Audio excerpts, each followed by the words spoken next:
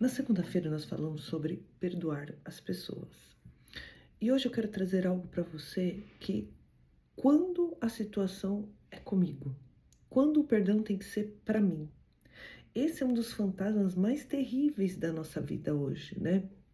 Aquele erro do passado, aquela escolha errada, aquela palavra que você não deveria ter dito, aquilo que você não deveria ter feito, né? Como isso fica martelando na nossa mente? Como eu consigo me perdoar, né? Nós nos tornamos réu, advogado de acusação da própria vida, né? Então o tempo todo aquilo fica nos acusando. Ai, por que que eu falei? Por que que eu agi assim? Por que que eu não pensei? E essa autoacusação, esse autoflagelo, né? Você fica se punindo pelo erro que você cometeu. A palavra de Deus diz lá em Filipenses 3:3 é assim, ó: Uma coisa faço, esquecendo-me das coisas que para trás ficam, avanço para que estão diante de mim e prossigo para o alvo. Aí você pode me perguntar, mas como esquecer, como deixar para trás se essa culpa insiste, está o tempo todo aqui dentro de mim, me culpando, me relembrando do meu erro, né? Na psicologia, querido, nós fazemos uma distinção muito clara entre dois sentimentos que parecem iguais, né? Mas têm destinos completamente diferentes. Então, ou seja, o que é o remorso? O remorso, ele é focado no eu. Ele diz assim, ó, eu sou uma pessoa horrível, né? Por ter feito isso. Ele gera vergonha, ele gera isolamento, ele gera uma autopunição. Esse é o remorso. Então, o remorso, ele paralisa você no erro total. Agora, o arrependimento, ele é focado no quê? No comportamento. Então, ele diz, o que eu fiz foi ruim, realmente foi ruim, eu não devia ter feito, eu não devia ter falado, eu não devia ter agido da maneira que eu agi. Mas o arrependimento, ele gera o quê? Um movimento dentro de mim de mudança. Se perdoar, querido, não significa não lembrar, não fazer de conta que não aconteceu, não fazer de conta que você não errou, não fazer de conta que o que você fez foi errado. Mas se perdoar significa aceitar que você é um ser humano imperfeito, que você é cheio de falha, que você é cheio de erro e tá tudo bem, né? Nós somos uma obra em construção. A palavra de Deus diz: onde abundou o pecado, superabundou a graça. Então, nós estamos aprendendo. Ninguém é um ser humano perfeito. Ninguém é um ser humano que não é sujeito a erro. Todos nós somos pessoas sujeitas a erros. Então, quando você se recusa a se perdoar, você está exigindo que o seu eu do passado tivesse maturidade que você só tem hoje, justamente por ter errado. Então, é uma conta que nunca vai fechar.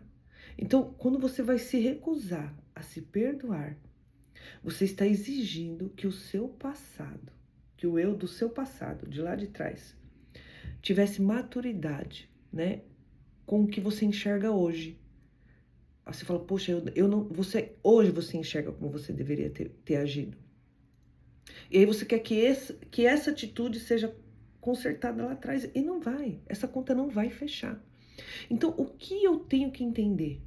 Eu tenho que esquecer das coisas que para trás ficaram. Eu errei, falhei, mas o que eu faço daqui por diante é que faz toda a diferença. Então, eu sigo para o alvo, né?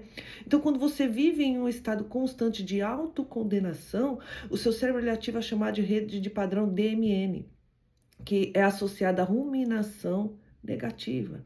Então, toda vez que você se agride mentalmente dizendo, como eu fui burro, né? O seu cérebro entende que você está em ataque de predador, queridos. Então, só que o predador é você mesmo. Então, essa é a questão. Você está se autopunindo, você está se autoflagelando e isso é muito ruim para você. Então, nós temos que entender que nós fomos perdoados por Cristo. Se Cristo nos perdoou, verdadeiramente nós somos livres. Então, se Deus que é Deus nos perdoou, quem somos nós para não nos perdoar? Então Deus sabia dos nossos erros, Deus sabia das nossas falhas, Deus sabia, né? E Ele escolheu nos perdoar, mesmo sabendo que nós somos pessoas errantes, né? Então, estudo de neuroimagem mostra que a prática da autocompaixão, que é tratar a si mesma com bondade, né? como você trataria um amigo, vias neurais que são ligadas à oxitocina e ao bem-estar acalmam a amígdala, que aí vai trazer, permitindo que o seu córtex pré-frontal assuma de novo o controle, né? E aí você consegue ter uma diferença no seu futuro. Você consegue mudar, né, o comportamento do seu cérebro.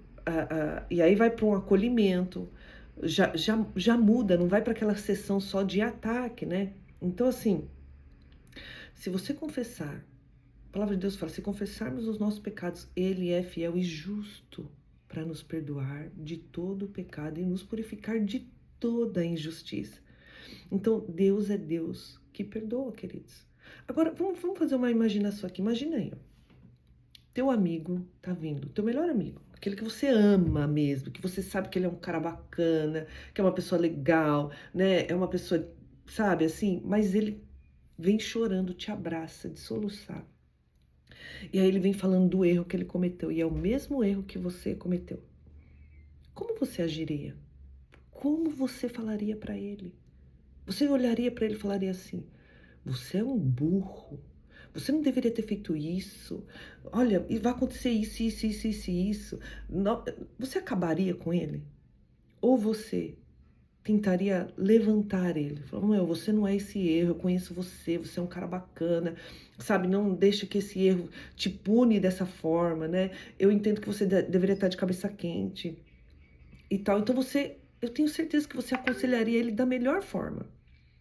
Então, é importante, queridos, nós entendermos que como nós devemos agir. Então, assim como você ia tratar o seu melhor amigo, trata você mesmo. Porque, queridos, é muito fácil a gente apontar o erro dos outros, mas é muito difícil nós aprendermos a trabalhar os nossos,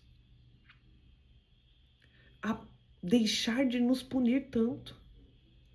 Deixar de apontar tantos os nossos erros e aprender a olhar as nossas qualidades. Você tem valor. Você é uma pessoa de qualidade. E você tem que acreditar nisso. Acreditar no valor que você tem. Você não é o erro que você comete. Você não é o erro que você cometeu. Então, que nós possamos, queridos, né, entender o valor que nós temos, nos perdoar e aprender a viver com base nesse perdão, a viver o nosso melhor, a nossa melhor fase. Saber que nós podemos avançar mesmo tendo falhado, porque você não é a falha que você cometeu, mas você é alguém que aprendeu com a falha a não cometer mais esses erros. Compartilhe essa mensagem para que mais pessoas sejam abençoadas como você está sendo.